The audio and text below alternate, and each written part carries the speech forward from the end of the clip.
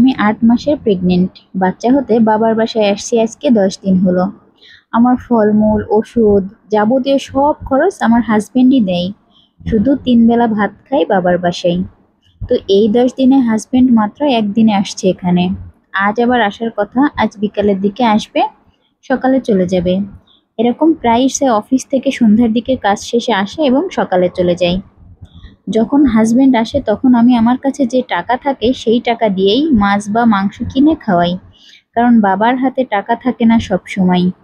আমার থেকে টাকা দিয়েই বাবাকে বাজার করে আনতে বলি, কারণ আমার শ্বশুরবাড়ির অবস্থা অনেক ভালো।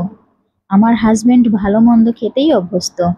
তারপরেও এখানে আসলে যাই খেতে পারি, কখনোই সে কোনো ভুল ধরে না। সে আমার বাবার বাড়ি থেকে যেভাবেই তাকে আপ্যায়ন করা হয় সে খুবই সন্তুষ্ট থাকে। এখানেও সে আমাকে পাঠাতে চাচ্ছিল না কিন্তু আমি জোর করেই এখানে এসেছি। বাচ্চা হওয়ার সময় বাবা মার কাছে থাকা একটা অন্যরকম অনুভূতি। এখন কথা হলো, আজ আমার হাজবেন্ড আসবে, এর জন্য ১ পোয়া নদীর মাছ আনছে আমার বাবা, তাও একদম ছোট মাছ। পেলি না কি যেন বলে, আমি মাছটা খুবই কম চিনি কিন্তু খুবই ভালো। এটা দেখে আমার মা বাবাকে বলেছে, শুধু এত ছোট মাছ আনছো, জামাইকে কি খেতে দেবো? ১,০০০ টাকা নিয়ে গেছো বাজার থেকে, ভালো একটু বড় মাছ তো আনতে পারতে। শুধুমাত্র এই কথা বলায় আমার বাবা মার উপর অনেক রাগ করছে। এই সামান্য কথাটা নিয়ে খুবই কথা কাটাকাটি হচ্ছে। আমি ঘরে বসে শুনতে পাচ্ছি। আমার খুব খারাপ লাগছে যে আমার জন্য এরা ঝগড়া করছে। বাবার এমন ব্যবহার দেখে আমার এতটা খারাপ লাগছে, আমি খুবই কান্না করতেছি।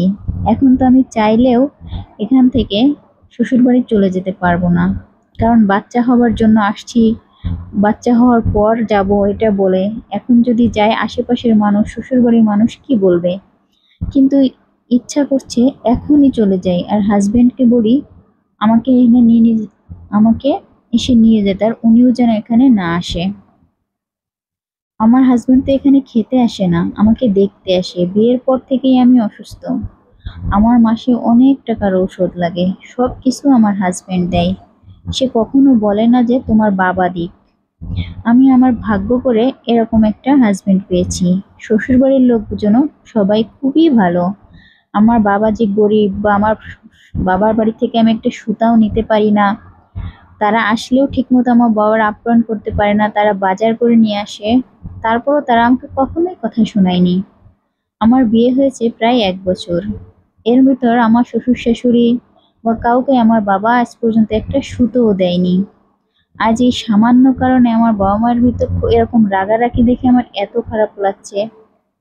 এরকম বাবা যেন কাউকে না দেয়। সব মেয়েরা তার বাবার রাজকন্যা হয় না। আমাকে পরামর্শ দিবেন প্লিজ, আমি কি এখন হাজবেন্ড আসলে ওনার সাথে বাড়ি চলে যাব? এটা কি ঠিক হবে? নাম প্রকাশে অনিচ্ছুক